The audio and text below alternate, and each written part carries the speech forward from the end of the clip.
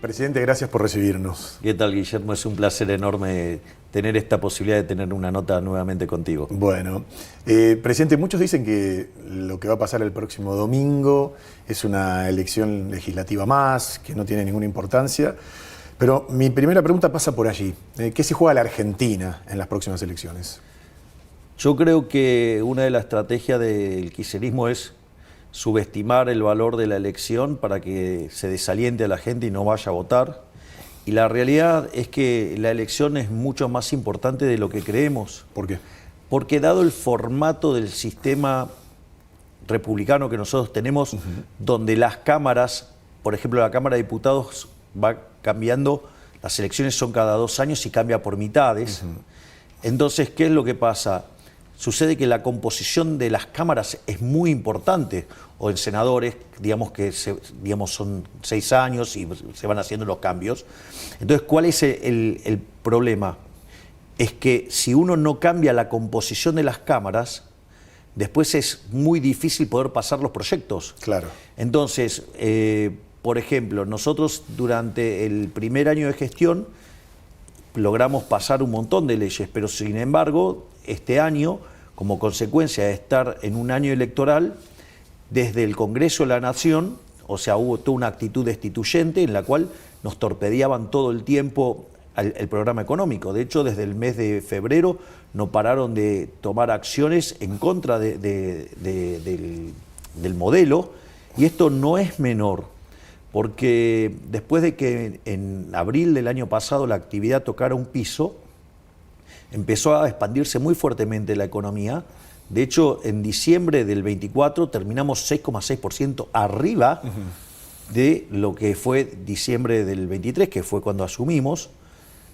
Y básicamente la actividad económica se venía expandiendo por encima del 5% en el primer trimestre y venía al 7% en el segundo trimestre. O sea, y cuando vieron cómo se estaba expandiendo la economía y que el riesgo país había tocado los 550 puntos básicos, que es un disparador de actividad, digamos, ya sea porque estimula el consumo, porque estimula la inversión, ¿eso qué es lo que generó? Generó una situación en la cual desde el Congreso empezaron a torpedear el programa económico y las reformas que habíamos hecho.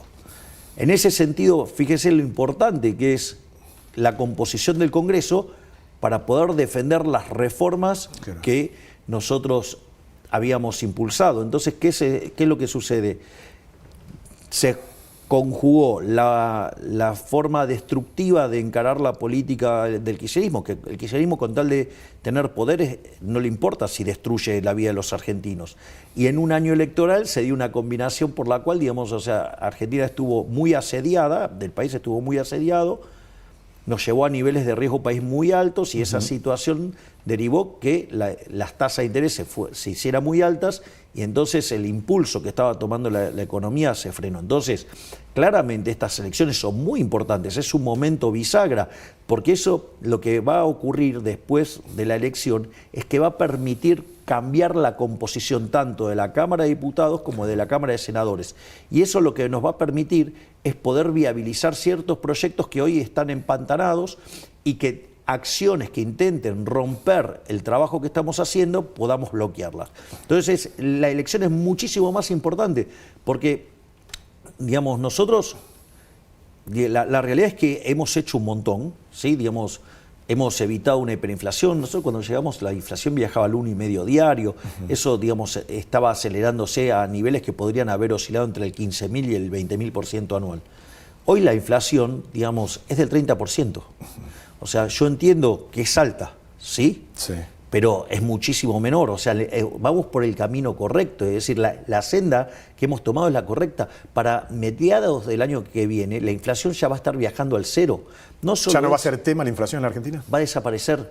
Nosotros a mitad del año pasado frizamos la cantidad de dinero. Entonces, ¿qué es lo que pasa? Se está limpiando todo el exceso de emisión que hubo durante el gobierno anterior. Bueno, eso tarda aproximadamente 2 años en limpiarse. Bueno, para mitad del año que viene la inflación va a dejar de ser un problema. Pero no solo eso, sino que además Nosotros recibimos la pobreza cuando la sinceramos en 57% en la frecuencia mensual. Bueno, ese número hoy perforó el 30%, es decir, sacamos a 12 millones de argentinos de la pobreza. Yo no estoy diciendo que estamos bien, porque es un infierno, digamos, tener 30% de pobreza, algo verdaderamente aberrante.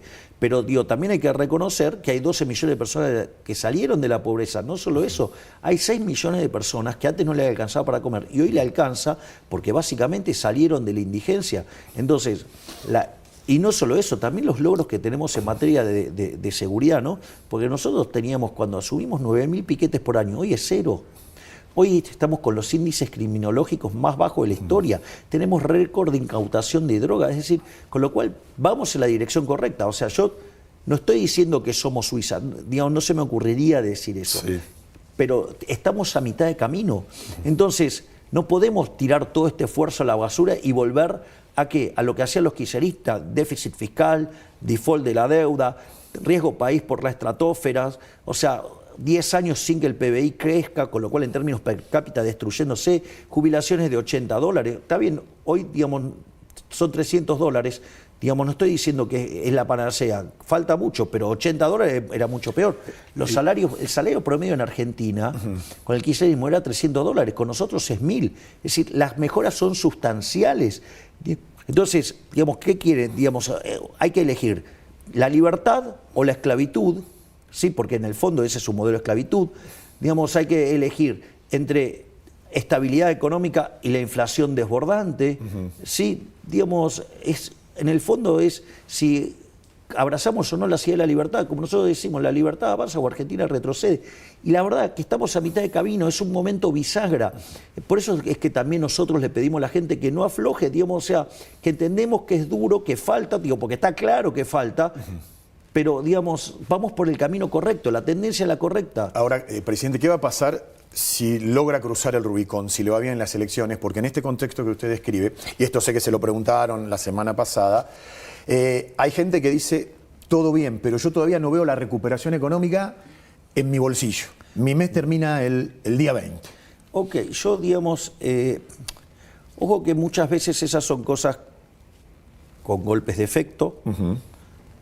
Es más, mucho de eso, digamos, fue también generado desde una encuesta trucha, ¿sí? Digo, porque esto es... Porque el punto es, hoy hay 12 millones de pobres menos. Hoy hay menos inflación. Los salarios están por encima de los que había en el 2023. Hoy hay 6 millones de personas que comen y antes no. Digo, ese es el punto. Ahora, la pregunta es, ¿pero qué es lo más interesante para debatir? Y si me permitís, Guillermo, sí, claro, me voy a tomar unos minutos extras. La única forma de la que se sale de la pobreza es con crecimiento económico. Vos para crecer, digamos, necesitas invertir. O sea, vos necesitas que haya inversión, porque la inversión es lo que genera puestos de trabajo y permite que se paguen mayores salarios. Y a su vez, eso, digamos, esa inversión vos la tenés que financiar con ahorro. Por lo tanto, lo primero que hay que entender es que para crecer, digamos, vos tenés que ahorrar. Y te tienen que respetar los derechos de propiedad para que los ahorros se queden dentro del país, sí, claro, y para que los inversores quieran invertir y así se generen los puestos de trabajo, que además pagan mayores salarios. Esa es básicamente cómo funciona la ingeniería del crecimiento. Ahora, intentar atajos a esos, en realidad lo único que hace es generarte más problemas. El remedio es peor que la enfermedad. Es engañoso. Exacto. Argentina hace 100 años que está intentando atajos. Y de ser un país desarrollado se convirtió en un país subdesarrollado. Y si hubiera continuado el kirchnerismo, hoy seríamos Venezuela camino a Cuba, ¿no? Porque imagínate si hubiera estallado la hiperinflación y hubiéramos ido a 15.000 o 20.000% de inflación, la pobreza estaría en 95%. Y no es tan lejano, porque vos sabés que en el año 2013, Cristina Fernández de Kirchner, la presidiaria, ¿sí? Que todavía le quedan varias, o sea, está presa, pero le quedan varias causas más que, ¿no? Como, digamos, los cuadernos, sí, los sauces o Texur, digamos, o el memorándum con Irán, ¿no? Pero vos fíjate, en el año 2013 firmó 12 acuerdos bilaterales con Venezuela, es decir, con la narcodictadura de Chávez y Maduro, que ahora, digamos, o sea, se está revelando información de la justicia de España y de Estados Unidos, sí, claro, que son digamos, un narcoestado. Es decir, digamos, estuvieron financiados por el narcotráfico. Por algo, digamos... Esto lo dijo el jefe de el ex jefe de inteligencia de Chávez, Hugo Carvajal. Exactamente. Digamos, entonces, por algo tuvieron un ministro que decía que, bueno, digamos, habían perdido la batalla con el narcotráfico, claro, porque no lo querían combatir. Y entonces, y en esa situación está fuertemente complicado también, digamos, quien era el canciller en ese momento, que era Tajana, y obviamente, y otros funcionarios, ¿no? Digamos, como ser el caso de Lustó, digamos, o de Graciela Ocaña, que eran parte del kirchnerismo. ¿Usted está queriendo decir, presidente, que Tajana no lo desconocía lo que pasaba? Claramente que no lo desconocía. Digamos, o sea, no solo que en su haber tiene que haber sido un terrorista, pone bomba, asesino, sino que además fue preso, no por la dictadura, fue preso en el año 75, gobernaba el peronismo. Sí. O sea, el propio peronismo lo metió preso porque, básicamente, puedo hacer una nota del pie, Estela Martínez. Sí. Perón. Sí, está bien. Sí. Pero no solo eso, digamos, después fue vacunado VIP. Y además no desconocían todo este entramado con Venezuela. Entonces, bueno, eso es lo que está del otro lado. Ahora, los atajos no llevan a ningún lado, que este era el punto que quería hacer. Lo voy a hacer con esto. Porque a veces dicen, no, la gente no puede esperar, porque el crecimiento es un proceso lento. Sí, claro. Entonces, por ejemplo, nosotros proponemos abrazar de la idea de la libertad. Eso podría hacer que en el lapso de 10 años nos parezcamos a España. En 20 a Alemania, en 30 a Estados Unidos, en 40 a ser el país más rico del mundo. Lo primero que tenemos que tener en cuenta, que nosotros venimos de 100 años de decadencia. Si usted no puede arreglar en 20 meses 100 años de decadencia. ¿Es una batalla cultural, presidente? La batalla cultural es fundamental porque es lo que permite, digamos, que la gente vea el horizonte. Claro. Digamos, la batalla cultural lo que hace es mostrarle el horizonte a la gente. ¿Qué es esto que yo le estoy contando? Entonces, ¿se puede estar mejor? Sí. Ahora, no podemos esperar que 100 años de destrucción se arreglen en 20 meses. Claro. Ahora, pero a veces dicen, no, bueno, pero no se puede esperar. Tomo el punto. Ahora suponga lo siguiente, una persona que quiere estudiar para médico, o sea, quiere ser médico. Bueno, ser médico y la especialización le puede demandar por lo menos 7 años. ¿Está claro? 7 Más años. todo después. Sí, está. Ahora, ahora vamos a ver los atajos que proponen el kirchnerismo u otras fuerzas y que niegan la propia dinámica del crecimiento económico. Bueno, es interesante. No, la persona quiere estudiar para médico para mejorar y progresar en la vida. Ok, fantástico. Bueno, ¿cómo hacemos? No puede esperar. Entonces entra hoy a la facultad y mañana tiene el título. Claro. Y puede ejercer. Yo le hago una pregunta. Usted es padre de familia. ¿Usted llevaría a sus hijos a ser atendido por ese médico? Desde luego que no. ¿A su mujer? No, a nadie. Ni a usted ni a nadie. Lo denuncio. Bueno, ¿se da cuenta? Esos son los atajos que propone aquellos que niegan la dinámica que requieren los procesos de crecimiento económico. Pero yo ahora le voy a dar una noticia positiva para los argentinos. Porque toda esta dinámica depende fuertemente de que haya inversiones. Fíjese, tenemos cerca de 30.000 millones de dólares aprobados en el RIGI. Acaba de anunciar YPF junto a la italiana Eni, inversiones por 30.000 millones de dólares, que generarían 50.000 puestos de trabajo directos, claro. No digamos, directos, o sea, directos. Fíjese la inversión de OpenAI, digamos, es anunciada por el propio Sam Altman, por 25.000 millones de dólares para hacer el tercer hub de inteligencia artificial en el mundo junto a Estados Unidos y Arabia Saudita. A todo eso le tiene que sumar lo que estamos haciendo en minería. Fíjese, la cordillera de los Andes, el cobre, 50.000 millones de dólares exporta a Chile, nosotros 4.000. Quiere decir que podríamos multiplicar por 12 veces y media nuestras exportaciones de cobre. Lo que hemos encontrado en oro, en litio, en minerales raros, es lo que tiene que ver con el uranio y lo que tiene que ver con la energía nuclear. ¿Por qué hablo de la energía nuclear? Porque es muy importante la energía nuclear para generar energía estable. ¿Sí? Y eso es fundamental, por ejemplo, para bancar la tremenda demanda de energía que tiene la inteligencia artificial, claro. los data centers. Ahora, ¿qué es lo más interesante de la inteligencia artificial? Es que es un disparador de productividad. Y eso podría hacer que entonces nos podríamos parecer a España, en lugar de 10 años, en 5. Achicamos. A Alemania, en lugar de 20, en 10. A Estados Unidos, en lugar de 30, en 15. Y en 20 ser una potencia mundial. ¿Me comprende? Sí, sí. Entonces nosotros estamos trabajando en esa agenda futurista todo el tiempo. Y después no nos tenemos que olvidar la potencia del campo argentino. De hecho, ayer, el propio presidente de los Estados, Donald Trump, acaba de manifestar que está interesado en importar carne de Argentina. En comprar nuestra carne. Bueno, eso es un tema no menor.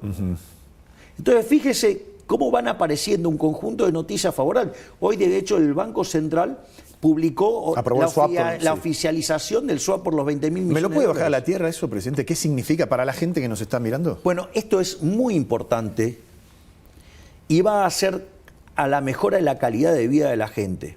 Y voy a explicar por qué. Si usted baja el riesgo país, la tasa de interés baja. Con eso vuelve el crédito, entonces usted se puede comprar un auto, una casa. Por eso es muy importante bajar el riesgo país para bajar la tasa de interés. ¿Y dónde está el rol justamente del swap? El swap es un intercambio de monedas. Es decir, Estados Unidos nos da a nosotros 20.000 millones de dólares y nosotros le damos a Estados Unidos 20.000 millones de dólares, pero su equivalente en pesos. ¿Sí? Sí. Por eso es un swap, un intercambio de monedas. Nosotros el año que viene tenemos vencimientos de deuda por 8.500 millones de dólares. Básicamente, 4.000 en enero y 4.500 en julio. Sí. ¿Cuál era el temor que estaba manifestando el mercado? Que básicamente nosotros tenemos las reservas, tenemos de libre disponibilidad, y el mercado decía, bueno, pero si vos vas a pagar la deuda, no podés defender la banda cambiaria. Bueno, esto lo que hace que es que los dólares que están en el Banco Central se puedan usar libremente para defender la banda cambiaria, y si llegado el mes de enero nosotros no tenemos acceso a los mercados internacionales, ejecutamos 4.000 millones de dólares del swap y pagamos deuda. Si llegado el mes de julio de vuelta no pudiéramos acceder a los mercados, ejecutamos otro tramo y pagamos los 4.500. Es decir, ¿qué es lo que asegura esto? Esto asegura que Argentina va a honrar su deuda. Al asegurar que vamos a honrar la deuda, pasan dos cosas. Uno es que va a bajar el riesgo país, porque digamos, o sea, el riesgo país tiene que ver con que usted no pague. Si vamos a pagar, el riesgo país tiene que colapsar. Dicho esto, además, cuando usted baja la tasa de interés, la expectativa de devaluación baja. Y por lo tanto, el poder de fuego del Banco Central, digamos, mantiene su poder de fuego, pero en una situación de menos demanda de divisas. Por lo tanto, digamos, las tensiones en el mercado cambiario aflojan. Entonces, esto, digamos, me parece que es una excelente noticia, porque al bajar la tasa de interés, vuelve el crédito, entonces las empresas vuelven a financiar su capital de trabajo y se ponen de vuelta en funcionamiento. No solo eso, digamos, el consumo va a tener crédito, usted va a poder también comprarse una casa con crédito hipotecario o un crédito prendario para un auto. Entonces, y de esa manera empieza a recuperarse la actividad económica y con eso el empleo y los salarios reales. O sea, vamos a ser un país normal. Lo que pasa en la mayoría de los países donde uno puede tener un leasing, comprarse un auto a 20 años. Exactamente. Digamos, pero voy a hacer una nota de color. No solo un país normal, sino un país que va a crecer mucho y que en un lapso podría ser de 20, según cómo funciona la inteligencia artificial, o en 40, se puede convertir en una superpotencia, con niveles tangibles de mejoras de vida en el lapso de 5 años, 10 años, 15 años. Entonces, usted empieza a ver los efectos muy rápido, porque usted se pone en el sendero correcto. Entonces, lo que ve lo está viendo todo el mundo. Es decir, si nosotros logramos mejorar la composición de la Cámara de Diputados y de la Cámara de Senadores para poder fortalecer el modelo de la libertad, empezamos a caminar el camino que va a hacer grande a la Argentina nuevamente. Presidente, con referencia a ese tema, vuelve a ser el próximo domingo La Libertad Avanza frente al kirchnerismo. Digo porque hay partidos de gobernadores ahora, Santa Fe, Córdoba, que son opositores al kirchnerismo. ¿Qué le diría a los votantes de esas provincias? A ver, lo importante es digamos, si vamos en el camino correcto, es decir, el camino correcto que es la reforma laboral, la reforma impositiva, bajar la carga fiscal, desregular, abrir la economía. Digo, esa es la agenda, esa es la agenda del futuro y la que va a ser grande en Argentina. Nosotros consideramos que quien mejor representa esa oferta somos nosotros, que somos además, la hemos planteado como base de la campaña. Aparte, fíjese esto, yo voy a hacer un ejemplo. Porque muchos pueden hablar en campaña de que bajan los impuestos. Sí. Ahora, muchos lo dicen, nosotros lo hicimos. Nosotros desde que llegamos al gobierno bajamos la presión fiscal 2,5 puntos del PBI, algo que no hizo nadie. Eliminamos 20 impuestos. Entonces fíjese esto, ¿por qué es importante? Nosotros tenemos un programa fiscal que obviamente que está simulado hasta el 2031, donde en la medida que la economía crece, se generan más recursos. Si además usted hace una modificación de la reforma tributaria, eso va a permitir ampliar la base imponible y que los impuestos sean más bajos. O sea, más gente pagando, pero mucho menos impuestos. Con lo cual la carga efectiva sobre uno se reduce. Además hay incentivos entonces para estar en el segmento, digamos, formal de la economía, con lo cual eso también nos va a ayudar a resolver el problema del sistema previsional y pagar mejores jubilaciones. Pero en la medida que mantenemos el déficit cero, devolvemos impuestos a la gente con rebajas impositivas. ¿Sabe cuánto es el estimado si pudiéramos mantener este programa fiscal hasta el 2031? 500.000 millones de dólares. Hoy Argentina debe 450.000 millones de dólares. Es decir, bajaríamos impuestos más de lo que tenemos de deuda. Pero no solo eso, Guillermo, que hay algo muy importante. Nosotros cuando llegamos, que también hay que señalarlo, digamos, porque los kirchneristas mienten recurrentemente cuando dicen que somos un gobierno endeudador. Fíjese esto, nosotros cuando llegamos la deuda eran 500.000 millones de dólares. Nosotros en lo que van de los 20 meses de gestión bajamos la deuda 50.000 millones de dólares. O sea, algo inédito que en 20 meses de alguien haya pagado 50.000 millones de dólares. Pero al margen de eso, el kirchnerismo cuando llegó al poder con Néstor Kirchner había 140.000 millones de dólares de deuda. Cuando yo llegué al poder había 500.000 millones de dólares de deuda. O sea que la deuda subió 360.000 millones de dólares. Sí. De esos 360.000 millones de dólares, Macri tomó 60.000 millones de dólares.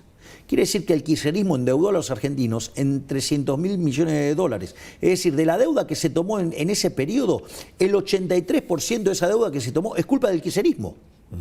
Digo, porque ellos tomaron 300.000 millones de dólares de deuda. Entonces, y nosotros que llegamos y pagamos 50.000 millones de dólares de deuda, nos acusan de endeudadores. Y en este marco también, en campaña o no, el kirchnerismo, la oposición dice, la reforma laboral del presidente Milei es para quitarle los derechos ganados a los trabajadores. Eso es falso.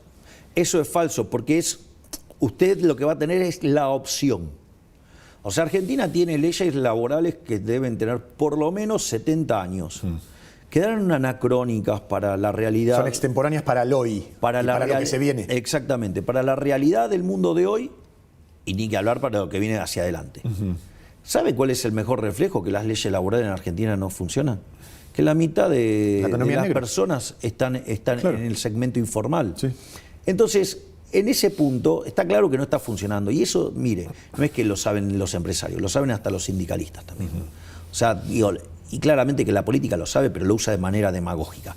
Hay gente, digamos, que como es parte de la industria del juicio, llámese el señor Recalde, digamos, o sea, que montaron un negocio para chuparle la sangre a los trabajadores con la industria del juicio, que pueden directamente quebrar empresas. Bueno, eso es otro problema. Están defendiendo un interés corporativo para, digamos, perjudicar a los trabajadores. Entonces, lo que nosotros queremos hacer es darle la posibilidad a los argentinos de que puedan optar por otro sistema. Es decir, si usted va a ir a una nueva negociación, en esa negociación usted puede elegir, las partes pueden ponerse de acuerdo de seguir manteniendo el contrato de hace 70 años. Pero, ok, digamos, y para los que están eso, digamos, si quieren seguir con ese contrato, está, listo, ya está. Pero ¿qué es lo más interesante? Que si usted está del segmento informal y quiere pasar al segmento formal, puede hacer un nuevo contrato laboral que le permita estar formalizado y con otras lógicas de flexibilidad que a usted le permite estar mucho mejor. O sea, sin que el que quiera dar trabajo esté pendiente de que si el día de mañana es el que le dio laburo, lo denuncia, tiene que cerrar la pyme. Tiene que cerrar la empresa, exactamente. Entonces, se termina con la industria del juicio, por ejemplo. Claro. Entonces, pero esto es lo interesante, usted no va a perder ningún derecho, porque el que está en el segmento informal no tiene ninguno. Claro. Entonces, y los que están en el segmento formal pueden seguir eligiendo estar en el mismo sistema.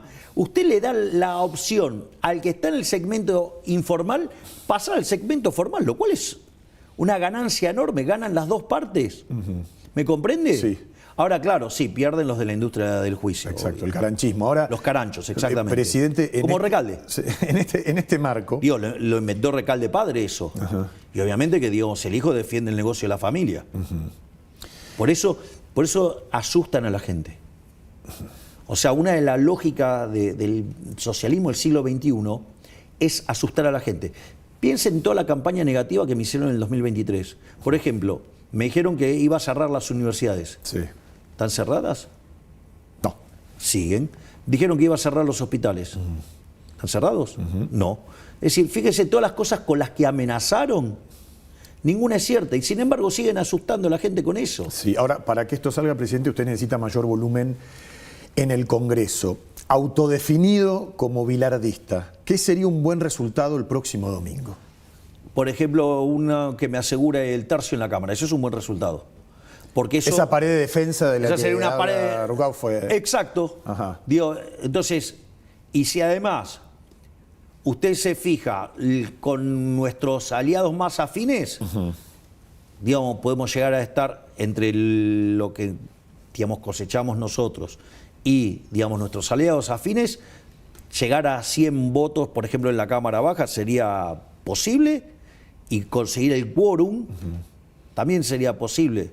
Entonces, empezamos a encontrar una dinámica parlamentaria que nos va a permitir viabilizar las reformas. Entonces, nosotros necesitamos la pared,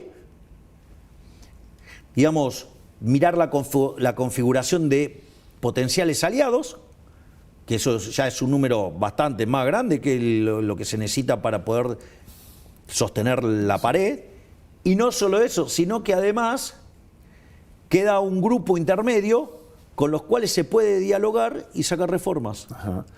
Presidente, inexorablemente va a haber cambios en el gabinete. Se dicen dos cosas, cambios en el gabinete y mayor política de consensos.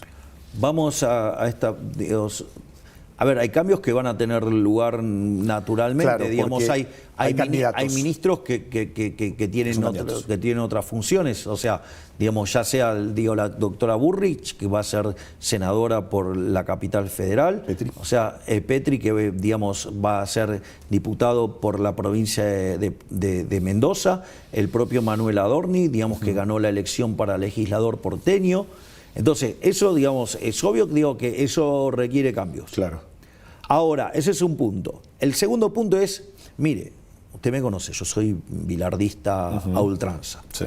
Yo tengo un contrato con los argentinos que fue cuando me eligieron en el 2023. Usted recuerda, nadie hizo propuestas, el único que hizo propuestas fui yo. Y le voy a decir algo, es un trabajo que hizo el propio Manuel Adorni, que hizo la bitácora de logros. Nosotros hemos cumplido el 99% de las promesas de campaña. En 20 meses, o sea, eso no lo hizo nadie en Argentina, nadie. Era una rareza que un presidente llegara diciendo no hay plata.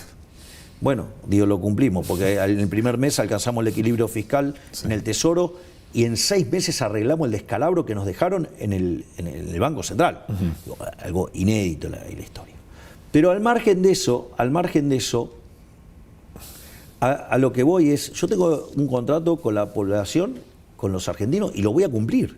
¿Eso qué quiere decir? Que de cara al segundo tramo de este mandato voy a reacomodar el gabinete para lograr los objetivos de las reformas de segunda generación. Y eso es lo que voy a hacer. Es decir, el día 26 a la noche, con todos los números, digamos, veré qué tipo de entramado necesito para lograr los objetivos. Y eso es lo que voy a hacer. Presidente, ¿le puedo mostrar unos videos? Porque, sí, por ejemplo, claro. Mire, a ver, espere que pongo la... No, sí, pero yo necesito usted los anteojos y yo poner la clave. Las muletas oculares. Sí. Voy a empezar por uno que es de Bussi, dice que es candidato en Tucumán, lanzó un spot. Se llama Presbicia, creo. Ahí lo tiene. A ver. Lista 501, Frente Tucumán primero. Hola, soy Javier Milei y si me querés ayudar, votalo a Ricardo Bussi. Yo tenía entendido que no es candidato de La Libertad Avanza. ¿Usted sabía esto? ¿Tiene algo para decir? Bueno, la verdad es que eso es una actitud propia de un farsante, de un fascineroso, de un mentiroso. Porque eso, primero que ese video es viejo, y hoy, digamos, él no forma parte de La Libertad Avanza, y la verdad que quiera engañar a los tucumanos de esa manera me parece una ofensa al intelecto de los tucumanos. Y no solo eso, sino que además hemos decidido dejar esto en manos de la justicia, porque claramente esto no puede, digamos, o sea, engañar a la gente de esta manera. La verdad es que es lamentable que recurran a la trampa, ¿no? Y que nuestro candidato es Federico Peli. Entonces, de vuelta, digamos, La Libertad Avanza, que es el casillero violeta con el águila blanca. Digamos, entonces me parece que eso de tratar de andar carancheando votos me parece de una bajeza, bueno, por algo quedó fuera del espacio. Quedó claro. Formosa, la forma de hacer campaña, le muestro un militante que le pega una terrible piña en el ojo. ¿Esto lo había visto? Sí, no, esto es tremendo. Esto es tremendo porque eso muestra lo que es la esencia del kirchnerismo, digo, donde una de sus expresiones más acabadas claramente es Gildo Infran en Formosa. Fíjese, se lo hago con un paralelo. Nosotros hicimos un acto hermoso en el Movistar Arena, donde asistieron 15.000 personas, fue una verdadera fiesta, un clima hermoso, fantástico. Había militantes kirchneristas que venían y se sacaban fotos con nuestras agrupaciones, ya sea la Fuerza del Cielo, la Púrpura, La Libertad Avanza Jóvenes, universitarios, o sea, pudieron estar entre nosotros sin ningún tipo de problema. Ahora, un libertario va donde está las fuerzas de Gildo Infran y el kirchnerismo y le reventaron un ojo. Es una locura. Sí. ¿Qué quiere que le diga? Eso muestra la diferencia. Digamos, y encima ellos nos acusan a nosotros de violentos, cuando los violentos son ellos. Es decir, los kirchneristas son psicópatas, donde todas sus miserias las cargan sobre los demás. Entonces, ellos acusan a los demás de lo que ellos son. O sea, creo que psicológicamente se llama proyección, eso. Bien. Otra, esta tiene un mensaje, digo, ¿qué le pasa a usted cuando un chiquito al que usted abraza le pide que salve este país, ni más ni menos,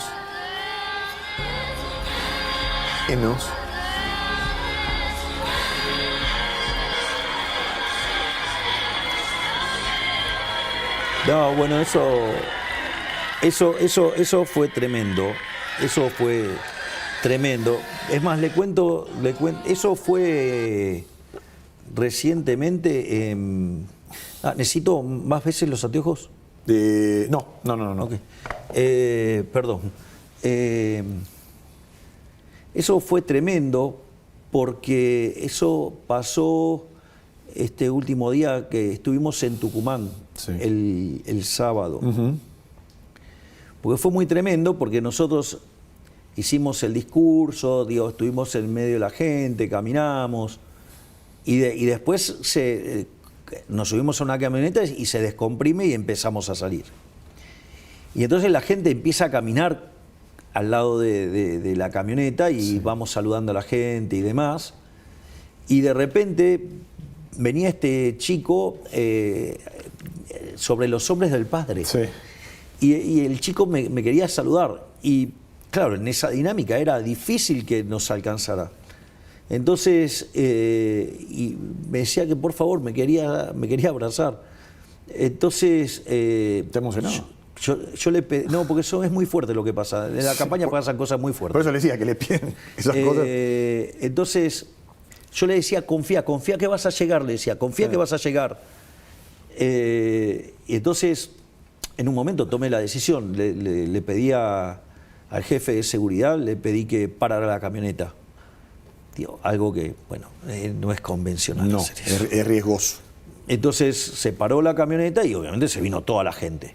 Entonces pedí que ayudaran al papá del nene a llegar. Sí. Y entonces el nene llegó y vino y me dio un abrazo. O sea, es muy fuerte. O sea, los chicos no tienen filtro. Tal cual. Usted no puede comprar las emociones de un chico. O sea, ahí no hay puntero, no hay dádiva, no hay nada que valga. O sea, el chico lo quiere o no lo No quiere. hay nada más genuino lo que te dice un chiquito. Mire, hay un dicho que a mí me encanta que dice: los chicos y los locos siempre dicen la verdad. Por eso los chicos los educan, Sí. a los locos los encierran. Bueno, en ese sentido, o sea, nosotros tratamos de ser muy cuidadosos con estas cosas porque la cantidad de chicos que vienen es muy fuerte y hay que procesarlo. Sí. A veces puede ser muy desestabilizador. Digamos, viene el nene, está llorando y me pide que salve el país. Sí. Es decir, pero digamos, es como que ellos en el fondo, y ese es el llamado que quiero hacer también a los argentinos, los chicos que son el futuro, la están viendo.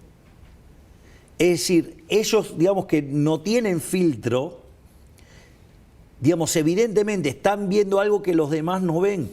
Es decir, y es como que ellos vienen y piden por su futuro. Claro. Piden que no les hipotequemos el futuro. ¿Qué es lo que hicimos durante los últimos 100 años, Guillermo? Fue destrozar el capital. Rompimos el capital. ¿El capital qué hizo? Hizo que bajara la acumulación de capital, que la productividad sea menor, que los salarios sean paupérrimos. Argentina no crece desde el año 2011. En términos per cápita cayó 15%. Entonces, es como que ellos están viendo la lucha que estamos dando por el futuro. O sea, o cuando usted cree, digamos, que eso, ¿qué es lo que hace? Mire, cuando nosotros asumimos, llegamos a la locura que el 30% de los trabajadores formales eran pobres, 75% de los chicos eran pobres. Entonces, digamos, lo que hizo esta política no fue solamente que nos empobreció a nosotros, sino que además hipotecó el futuro. Y presidente, y a los ya no tan chicos, a los pibes que en el 2023 lo votaron, confiando en usted, que por ahí pertenecían a distintos partidos, o ideológicamente estaban más emparentados con el peronismo, y que no fueron a votar, por ejemplo, el 7 de septiembre, ¿qué les diría? Bueno, lo primero es, de esta experiencia los más grandes ya hemos aprendido. Sí. ¿No? Digamos, los enojaditos de Macri permitieron que volviera el kirchnerismo, ¿no? Y decían que eran moderados y que iban a volver mejores. No eran ni moderados y no volvieron mejores, volvieron muchísimo peor. Digo, lo que tienen que entender es que del otro lado están los gremlins. Usted le tira agua y se convierten en monstruos. Los gremlins. Claro, son los gremlins. Sí, Usted le tira agua y se convierten en monstruos. O sea, parece un bichito lindo, divino. Vale, le tiran agua, ¡paf! O sea, el agua es cuando llegan al poder. Y ahí se muestran lo que son. Entonces, la realidad es que todo lo que pasó después de la elección, digamos, de la provincia de Buenos Aires, dejó en claro eso. O sea, y además, a veces lo que también hay que entender es que cuando uno es joven es idealista. Y a veces tiene la sensación que las cosas se pueden hacer de modo instantáneo. Claro. Entonces, lo primero que hay que entender es que no es instantáneo. Pero usted toma reportajes míos. El otro día estaba circulando un video que estoy en lo de Fantino, ya electo, pero no aún en funciones, y que justamente explicaba todos los sacrificios que había que hacer para salir del desastre que nos estaban dejando. Sí, yo tengo varios, su prehistoria en Intratable, en el noticiero. Bueno, por eso. Entonces, en ese contexto, a veces uno se olvida, digamos, de las condiciones bajo las cuales llegamos, a veces cree que los resultados se pueden lograr antes, o en otras ocasiones, y esto suele suceder mucho, se ignoran las restricciones. Y esto créame que es mucho más importante de lo que parece. Se lo voy a contar con una anécdota personal. Todo el mundo sabe que yo soy muy amigo del profesor Juan Carlos de Pablo. Sí, claro. Nosotros tenemos una relación de mucha amistad, ¿no? Hemos pasado fiestas juntos, hemos visto mundiales juntos, hemos ido juntos a la cancha de Vélez, o sea, con lo cual digo, no es que tengo un vínculo ligero, no, tengo un vínculo de amigo de verdad. Cuando yo empecé a leer, tuve la dicha de toparme con la literatura austríaca, en especial a leer a Murray Newton Rothbard. Obviamente que es una lectura muy seductora y a los 15 minutos usted se convierte en anarcocapitalista. O sea, a todo el que leyó a Rothbard le pasa eso. Gran escritor, un nivel de erudición impresionante y una forma de argumentar que es imposible no quedar convencido frente a esos argumentos. De hecho, yo recuerdo cuando leí el artículo Monopolio y Competencia, que son como 140 hojas, después de 3 horas, cuando lo terminé de leer, yo llevaba 25 años dando clases de microeconomía y dije, todo lo que enseñé en los últimos 25 años está mal. Afuera. O sea, claro, bueno, digo, ahí se tabula rasa. Pero dicho esto, lo que me pasó es que yo empecé a tener tensiones con el profe de Pablo, porque a mí me parecía que él era muy condescendiente con los ministros de Economía y los presidentes del Banco Central. Él, desde los que estuvieron en el año 50 en adelante, los reportó a todos. Entonces, a mí me parecía que era muy condescendiente. Y si bien yo siempre traté de hacer un esfuerzo por incorporar las restricciones, bueno, una de las cosas que me pasó es que al estar en la silla eléctrica descubrí que hay más restricciones. Claro. Entonces un día estábamos en Olivos, que es mi único pasatiempo, que es de 20 a 24 los domingos ver ópera y cenar. Y como es, entonces estábamos con unos amigos y ahí, frente a mis amigos, yo le pedí perdón, digamos, por cuando me enojé, porque nunca había entendido la cantidad de restricciones adicionales. O sea, uno, digamos, por más buen analista que sea y todo, digamos, o sea, y mete las restricciones, todo, le puedo asegurar que cuando está acá adentro... Cuando entras a la cancha y estás jugando el partido... es un poquitito más complicado. Entonces, y yo creo que...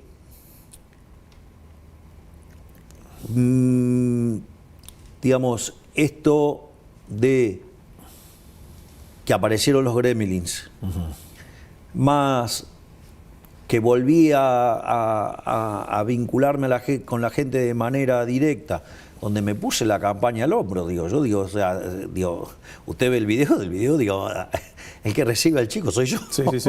Bueno, digamos, tengo todas las manos lastimadas porque, la gente me agarra en serio, estoy lleno de moretones, o sea, no es que tengo moretones por todos lados, en la espalda, en los brazos, porque bueno, digamos, o sea... Aparte a usted en los actos le gusta entrar por atrás, como Caradagian al ring, ¿no? Que hacía todo el recorrido. Hago lo que puedo. Entonces, pero bueno, es parte de mi esencia, y entonces decidimos volver a la esencia, y bueno, la verdad es que estábamos muy confiados porque, digamos, hubo como una suerte de renacer, volvió la mística, nuestra épica. Creo que en el Movistar, digamos, se dio una situación muy, muy linda, donde, lo primero que hay que entender es que soy un ser humano, ¿no? Y, digamos, en mis tiempos libres puedo hacer cosas divertidas como tener una banda de rock y cantar. Sí. Además, que sonamos bien. Es bastante, de verdad.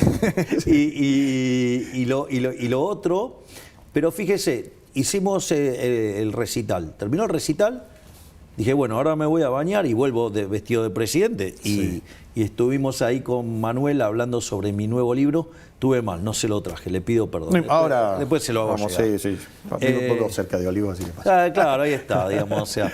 Entonces, en ese contexto, usted, digamos, esto, yo ayer cenaba con el profe de Pablo y decía, no, ustedes no pueden encapsular a Milei en una solo. Usted tiene el Milei de los actos, usted tiene el Milei, digamos, que canta, usted tiene el Milei presidente, usted tiene el Milei profesor, usted tiene el Milei académico. Y a los que le dicen, no, pero Milei siempre es presidente. Haga lo que haga, siempre es el presidente. Bueno, está bien, digamos, pero, ok, yo soy presidente, entiendo, Pero digo, la pregunta es, digo, porque yo escuché a algunos, digo, quiero omitir los adjetivos calificativos. Digamos, algunas personas que exigían de que yo, digamos, estuviera 7x24, digamos, trabajando. Bueno, incluido en el escenario. entonces, el problema es, hay varias cuestiones. La primera es que usted no puede hacer eso porque usted necesita descansar. Sí. Entonces, digo, primero, o sea, lo primero que tendrían que, cuando hacen la cuenta es, che, hay un tiempo que tienen que descansar, porque si usted no descansa, lo más probable No es que no tome buenas decisiones. Y lo otro que tiene que hacer es también tener su momento de esparcimiento para, digamos, clarear la mente, para despejarse. Bueno, cada uno se despeja como puede. O sea, a mí, digamos, me resultó, digamos, en un momento que es muy duro, digamos, los ensayos de la banda me permitía, digamos, clarear la mente y volver a trabajar con mucho más fuerza. Aparte que es interesante, porque no es que, digamos, porque sonamos tan bien que creyeron que, digamos, entonces, digamos, sonaron con una banda profesional. La realidad es que los músicos son músicos de nota, por decirlo de alguna manera. Sí, sí. O sea, con lo cual, digamos, hacen que uno luzca bien. Salga mejor, claro. tal cual. Pero, no, ahora le voy a contar el truco, que es de lo más divertido. A ver. Entonces, nosotros nos juntábamos y grabábamos las canciones que tocábamos. Entonces, después digamos, el director de arte, que se encargaba del sonido, me mandaba los cortes de los temas.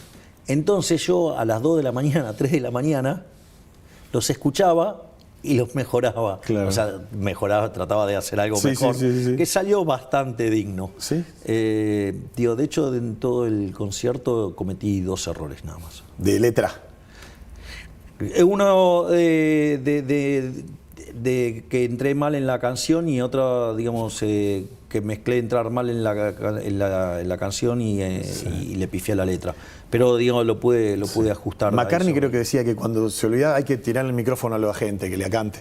Claro, entonces ahí se acuerda y no. Bueno, igual, digamos, imagínense que es lo que me pasó a mí. Yo no lo puedo pensar en términos ni de Paul McCartney, ni de John Lennon. Pero cuando ni está de en el Mick escenario, Jagger, ni de Keith Richards. sale pensando que es Jagger o Lennon, o McCartney. Uno juega eso. Digo, para que quede el mensaje que los presidentes también. No me pasó. No, pero digo. Créame que no me pasó. Pero el mensaje es este. Yo dije, voy a tratar de serle lo más legítimo que soy yo. Digo, que es, a ver, Dios. Pero esto no es ajeno a mí. Yo a los 18 años tenía una banda de rock and roll que era tributo a los Rolling Stones. Sí. Digo, lo que pasa que los tonos de esa época no los puedo replicar. Claro. Porque pasaron cosas. O sea, en el medio, digo, pasaron algo así como 36 años. Entonces es como que las cosas cambian. Claro, pero lo que le quería decir es que el mensaje es que los presidentes también tienen rasgos humanos, derecho al ocio y al hobby, y que usted puede en esos ratos cantar con su banda. Pero mire, le voy a hacer el planteo en términos de ocio. Suponga lo siguiente. Yo le ofrezco un trabajo en el cual le voy a pagar $24 millones. O sea, en el año. ¿Dónde hay que firmar? Bueno, yo antes preguntaría las condiciones. Sí. Porque ¿qué pasa si yo para eso le exijo que usted trabaje todos los días las 24 horas? ¿Cuánto tiempo lo puede hacer? No se resiste mucho. ¿Me comprende? Sí. El ocio y el descanso juegan un rol fundamental, sobre todo en su productividad. Entonces, digamos, lo otro es inviable técnicamente. Bien. Presidente, por último, y agradeciendo su tiempo. Y hago una. Sí. A ver, en el medio de todo esto, además, encima, yo me tomo el trabajo de trabajar 16 horas por día. Sí. ¿A qué hora se levanta? A las 6 de la mañana. Y después. Hasta hasta que... A lo que dé. Claro. Le quería pedir un mensaje a todos los argentinos, a los que apoyan a Libertad Avanza, a los kirchneristas, a los que no fueron a votar la otra vez, qué sé yo, un mensaje a los argentinos. Lo primero que pido es que costó mucho conseguir la democracia. Por lo tanto, lo que pido es que vayan a votar. Porque además, si no vota la gente de bien, los malos sí votan, ¿eh? Los malos no dejan de votar. Es decir, con lo cual, cuando no van a votar, los que no votan son la gente de bien. Los malos votan siempre. Por lo tanto, digamos, o sea, lo primero que no hay que permitir es que decidan nuestro futuro los malos. Punto 1. Punto 2. Lo segundo que tengo para decirle a los argentinos es que yo les voy a pedir que acompañen a la Libertad Avanza, claramente. Porque creo que vamos por el rumbo correcto. Es decir, a ver, nosotros bajamos la inflación, bajamos la pobreza, bajamos la indigencia, terminamos con los piquetes, tenemos los índices de criminalidad más bajos de la historia. Estamos, digamos, dando una batalla feroz contra el narcotráfico. Recibimos el reconocimiento de todo el mundo. Es decir, entonces, lo que yo les estoy proponiendo es un país donde Argentina sea grande nuevamente, que Argentina se convierta en una potencia, que Argentina, digamos, sea la tierra de la prosperidad. Digo, esa es nuestra propuesta. Lo que pasa es que, digo, de vuelta, estas cosas no se logran de manera instantánea. Estamos a mitad de camino. Entonces, ¿qué quieren? ¿Volver a la inflación? Digamos, a la inseguridad, digamos, a la esclavización, digamos, a que le maneje la vida un puntero. Digo, eso es, para mí, esa me parece que la vida de la esclavitud esa no cierra. Me parece que, digamos, nosotros estamos haciendo una propuesta que además, fíjese esto, el mejor indicio. En el último gobierno kirchnerista se fueron 2 millones de jóvenes. Hoy los jóvenes están volviendo. Entonces, digamos, usted, digamos, o sea, quiere votar el pasado, es lo mismo que votar que sus hijos se vayan por Ezeiza. Nosotros lo que le estamos proponiendo es construir una Argentina grande nuevamente. Entonces, entiendo que estamos mal, no somos Suiza, eso es obvio. O sea, tampoco, digamos, se construye de la noche a la mañana. Roma no se construyó en un día. Pero vamos por la dirección correcta, estamos a mitad de camino y por eso es que yo le pido a los argentinos que no aflojen. Y la verdad es que la libertad avanza o Argentina retrocede. Entonces, ¿queremos una Argentina mejor? Es por el camino que hemos decidido tomar nosotros. ¿Quién nos avala? Nos avala la evidencia empírica de los últimos 250 años de la historia de la humanidad, en especial las aberraciones que pasaron en Argentina, que hicimos todo lo contrario y de ser un país rico nos convertimos en un subdesarrollado. Bueno, nosotros lo que estamos haciendo es poner todo esto en caja, digamos, en el mundo lo ven.